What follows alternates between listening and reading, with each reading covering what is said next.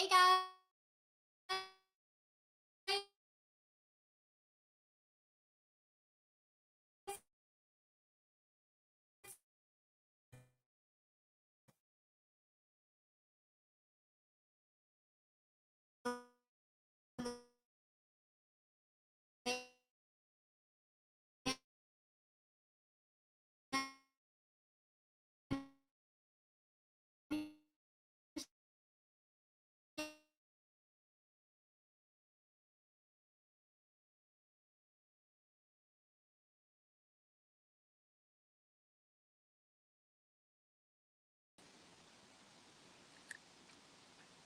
Mine doesn't seem to be lagging. No internet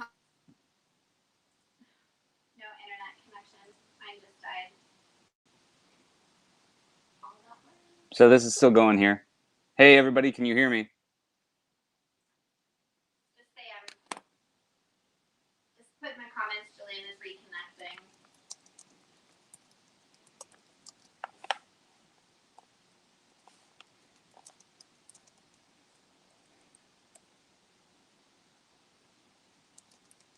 Okay. Hi. I'm here. I hope that you can hear me. Adding myself to the stream. Here I am. Hi. I had everything ready to go, and then everything just kind of stopped working.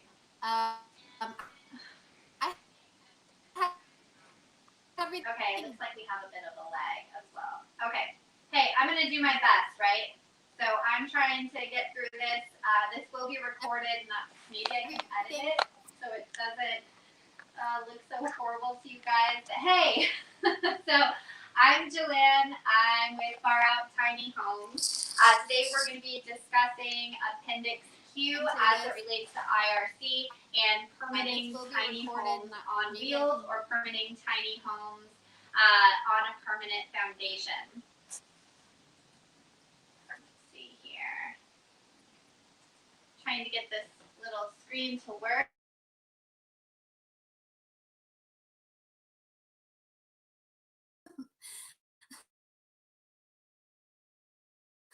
Let us know.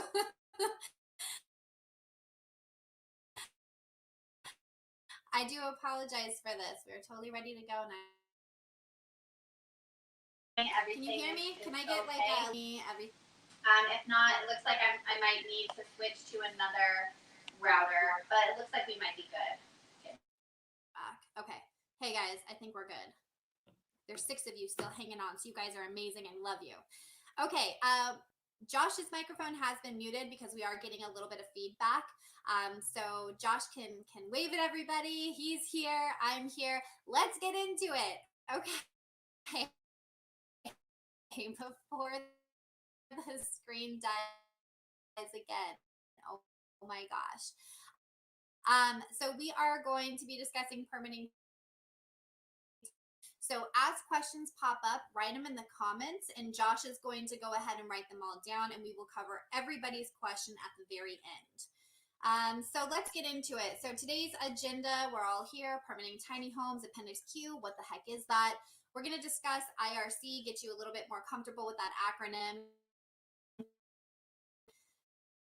We're going to go over exactly what the appendix addresses and discuss briefly already. We will discuss some of the challenges ahead and what folks are doing to make the movement move. And then we will have our Q&A. So if I get to talking too fast, please let Josh know in the comments. I'll kind of slow it down for you. But I wanted to just go over really quick what we are not. So currently there really isn't like a national standard that every state is abiding to when it comes to tiny homes. So today I'm speaking specifically about tiny homes on wheels and permanent foundation tiny homes. So let's go over what we are not. So we are not park models. This beautiful park model by Mustard Seed Tiny Homes. We're not discussing park models today. They are governed by ANSI, which is the American National Standards Institute, and the NFPA, which is the National Fire Protection Agency. They are considered recreational housing, and there's all sorts of interesting stipulations that come with those, with having been governed by those 2 agencies. So we are not that. We are also not considered manufactured homes. That's obviously governed by HUD. And while some states are trying to work through HUD to get some footing for tiny homes on wheels or tiny homes, we're not discussing that today. That's only happening in one or two states, if I remember correctly. Now, modular homes, we are currently considered a modular home. 2021, we are not a modular home. So we are a tiny home space that is 400 square feet or less. Now that we're all on the same page. Okay, what is the IRC? IRC is an acronym for the International Residential Code. And right here, I kind of wrote a little blurb about it. And it's basically a code that addresses the design and construction of 1 and 2 family dwellings and townhouses, no more than three stories above ground.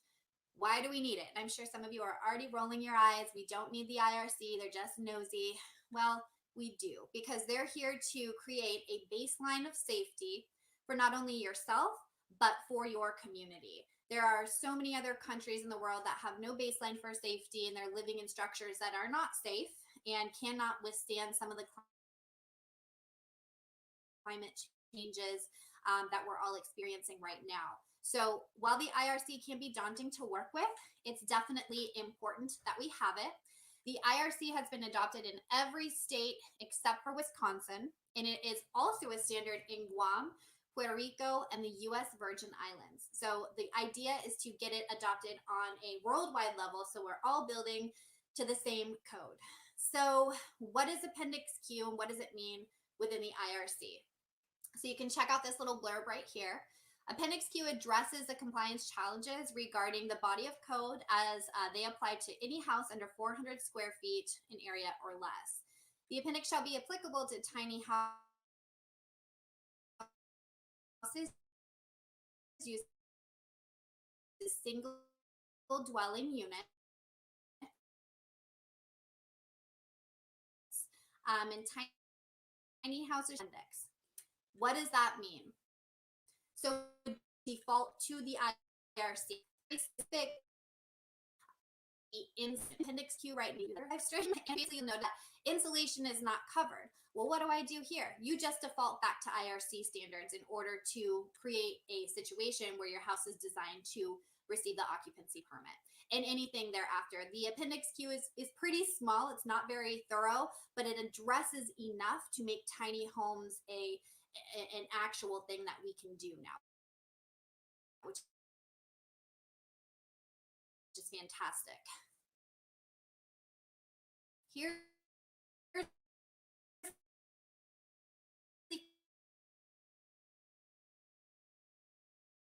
caveat. Your state has had to, because that's when the Appendix Q for years, and yes, we are in an update year. Las Vegas or Nevada, we're lucky that our zoning and planning and international residential code team, they are on it, and they will be adopting 2021 IRC. So that's good, and any changes that come with Appendix Q will also be hopefully adopted. But stay tuned for more on that one. So what does Appendix Q really address? There's really 4 main points, as you can see here.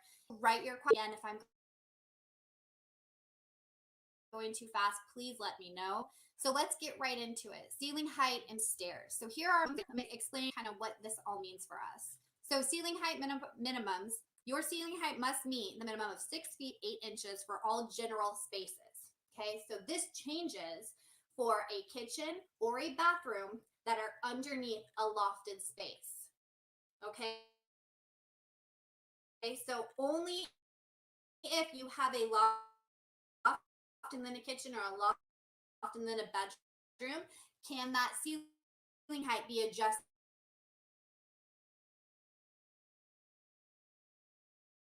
on that 6 feet 8 inches. Okay, stairs. This is kind of so head height above stairs. So to the ceiling, you have to hit the 2-inch minimum ceiling height until you get to that landing. And that landing is that big stair right before you go into the loft. And then obviously the height changes from 6 foot 2 inches down to 4 feet 6 inches. It's just making it more accessible, so we have smaller loft spaces. So how do we get into the loft? Well, number one, you can look down here at stairs. They did change the minimum width. The IRC went down from 36 inches all the way down to 20 inches of minimum width without a handrail. So that's fantastic. That really saves us a lot of space. The riser height can be between 7 inches and 12 inches, not under 7, not above 12. There is a tread and riser relationship.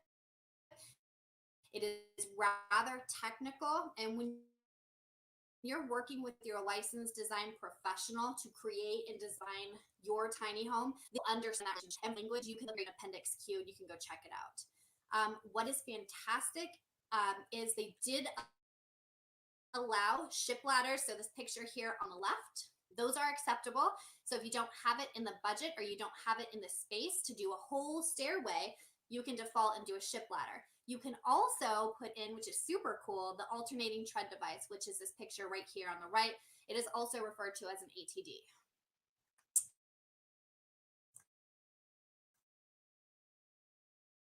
Okay.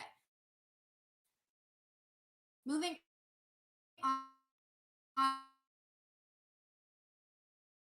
on to sleeping lofts. Create a follow-up here. Now word. So number one, square footage, 35 square feet. Number two, the minimum, there's a 5 foot minimum in any horizontal direction for that space to be permissible, right? So whether it's from wall to wall or wall to guardrail, that space has to be at least 5 feet in any direction. Again, this is detailed in the picture, so I'll show you. And then there is a 3 foot minimum ceiling height in your loft, with the exception of double slope roof. And it does specifically speak on the 612 roof, and it will allow for 16-inch tall walls in the loft space. What the heck did I? Okay, so here's our loft, right? Here's the big arrow we got, or the big thing that we got to hit is this 35 square foot minimum, right? Okay, so that has to be a minimum of style roof. That's why I was talking about that double slope. Now, what it states is that there is a 3 foot minimum ceiling height within any loft. Gable roof being the exception of down to 16-inch tall walls. So what does that mean? So let's say you have a high-low roof and your minimum roof height goes all the way down to 2 feet. Let's say it's a substantial slope because you have a snow load that you have to account for. Anything underneath that 3 foot minimum ceiling height, so from ceiling to loft floor, will not count towards your needed 35 square foot minimum. So does that make sense? And so if you have a high-low, that ceiling height goes below that 3 foot minimum, this space doesn't count for you if you have a high-low roof. Okay? This space counts for you. This space doesn't. But here's a gable exception. You can go down to 16-inch tall walls, and this space will count. But below that 16-inch mark, this space doesn't count. So you have to make sure you're hitting these minimums of 5 foot in any horizontal direction, the ceiling height minimums, and then the overall square footage minimum to get your occupancy permit, which is all we're trying to do here. So I kind of defined it a little bit more, things to know. Number one, 3 feet and up for ceiling height counts towards that 35 square foot. Loft ceilings can be lower than 3 feet, but will not count towards that minimum 35 square foot requirement. Okay, so I'm basically just stating the same thing. Again, questions, direct them to Josh. We are definitely going to get down into them. Here's this picture again. Okay, so we're going to move on to emergency egress and rescue, and we are getting closer to the end to your questions and answers, so hang in there with us. Here we go. So emergency egress and rescue, it's a little bit technical, but I do have pictures. So for those of you that are visual like myself, they are going to help you understand. Start with minimums and restrictions. Number one, the minimum operable square footage a window must have is 5.7 square feet. There are minimum height and width restrictions that will be detailed once you get into the specific appendix. And the windowsill cannot be higher than 44 inches off the ground. Okay, so the base of the window cannot go over 44 inches off the ground. And that's because when you have the EMTs, the firefighters coming to help you if you're incapacitated, they have to get in there with their whole set up, their tanks and whatever all their equipment is, for them to easily step into the space and then get out with you, or be able to move your body if you can't do it yourself. What's great about Appendix Q are they have deemed that skylights are permissible to use as a point of egress in the sleeping loft, but that same 44 inches from skylight to that is still a installation that you have to follow. So what does this look like, Julian? I don't understand. Okay, so this is a casement window. It doesn't slide left, right, up, down. It opens fully. And these are the windows that are much easier to work into a design plan because you can hit that 5.7 operable square footage necessary in the window. And then we're looking at, can't be 44 inches or higher than 44 inches from the base of the floor to the loft, from the base of the windowsill to the loft. This is that measurement I'm referring to.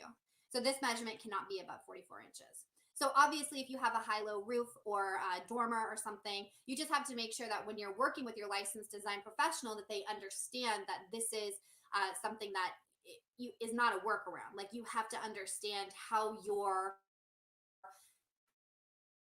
design is going to work within the space, within the restrictions.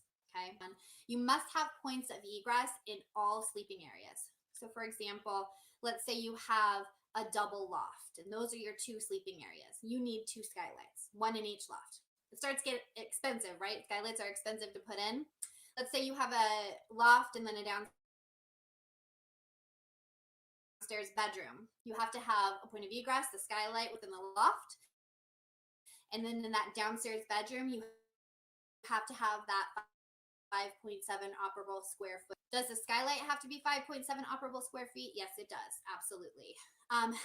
What if, throw you a curveball, what if you have a 20-foot tiny home and it's all open floor plan except for the bathroom? The bathroom is the only thing that has a divider wall and is its own space.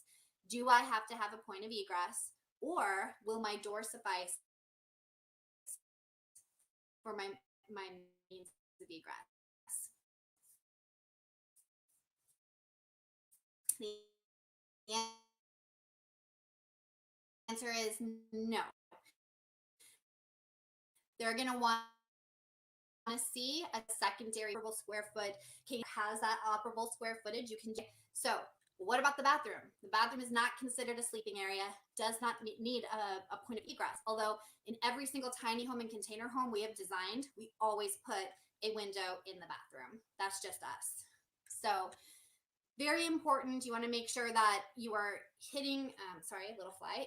You want to make sure that you're hitting these points of egress, because this is something that tiny homes are so small, and you want to make sure that your safety, your family's safety is priority number one, because fire and that stuff happens real fast.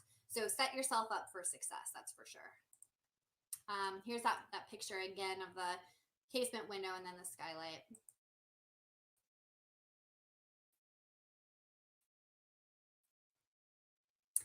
Okay.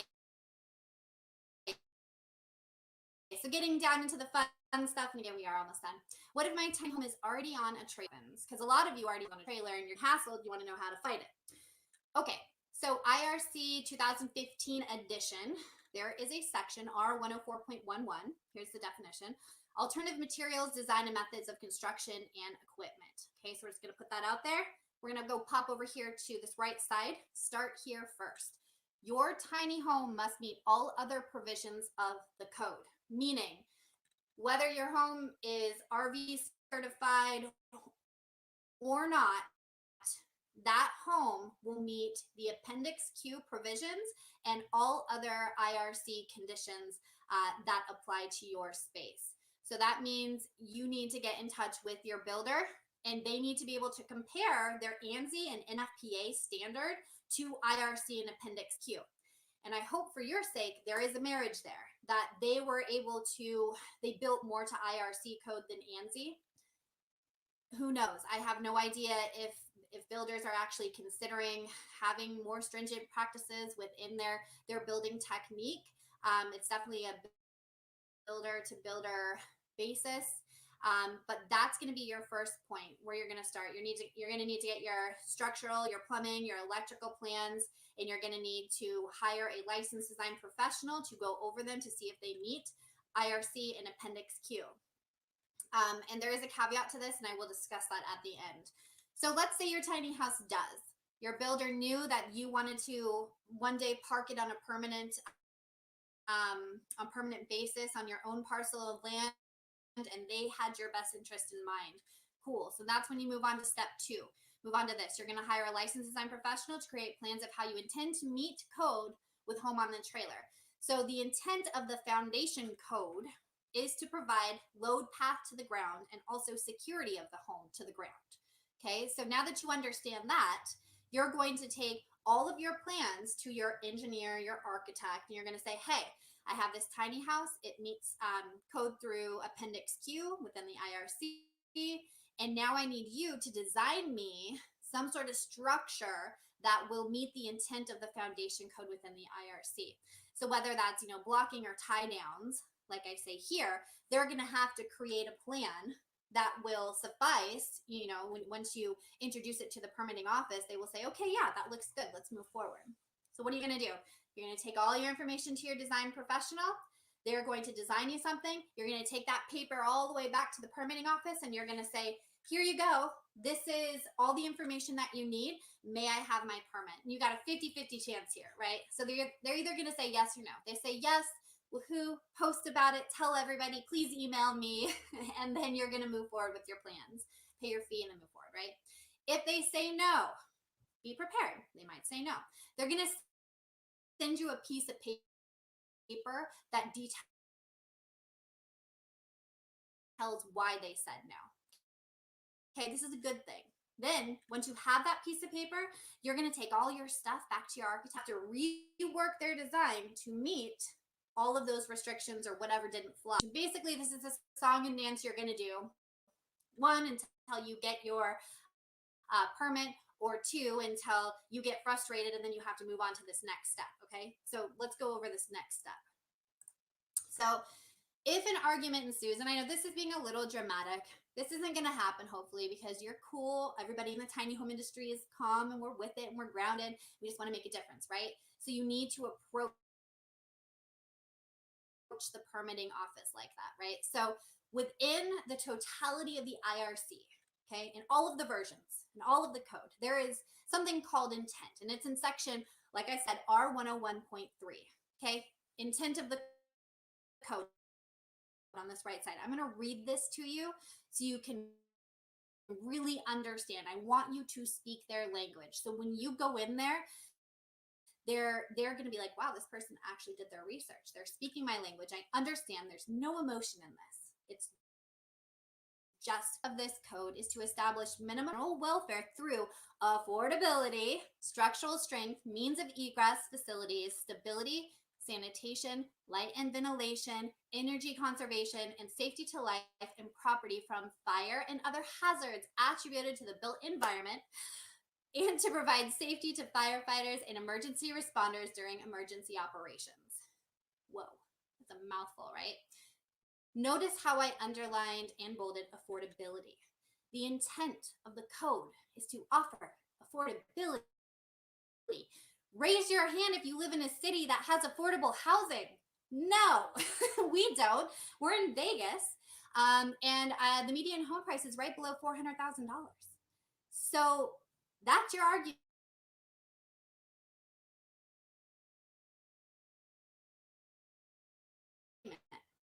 Hey, look, here's all my plans. Check this out. What is the intent of the IRC? Well, it is to provide affordable housing. Once you are speaking to them in their own language, What's their rebuttal? I certainly can't. I'm not sure. And I hope that if you do get to this point, then you're awarded your occupancy permit and you can go on from there. Because this is all the tricks I have up my sleeve. And honestly, I do want to pay respect to Andrew Morrison, who really is the creative genius. He worked within the code, and he's the one, him and his team, who really pushed Appendix Q and made this a reality for us. And I'm here just letting you know his information. So he is the one that has put all this together and found all these sections. And it's just amazing because really after this is the only way I can afford housing on my land. I purchased a parcel of land, and now I purchased this tiny home. This is my only affordable option. I have spoken your language. I have done everything that you've asked. Okay, so I'm hoping that this will help you tremendously. If you and permitting your tiny home, please keep us in the loop. I would love to hear your story, do an interview if you're interested, and just get to know what your story was through this experience. So let's really quick before Q&A, we're going to talk about what's going to cruise with THIA, which is the Tiny Home Industry Association. They made an announcement about the board bringing back some ordinances that will legalize movable tiny homes, and they want to legalize them under three different categories: ADUs, which is an accessory dwelling unit; number two, single family lofts or single family loft.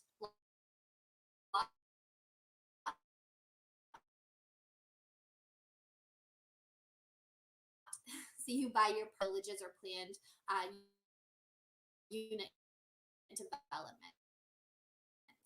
And the article had, I did reach out to Thea, will this new ordinance or Brits ordinance, and unfortunately I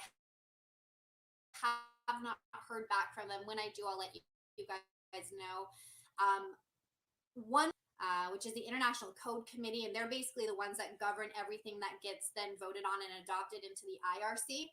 And if they're not going through the ICC to get this done, I'm just curious on how this can be brought to a national level. So I don't know if it's a yes, that's great, but I do know that ANSI and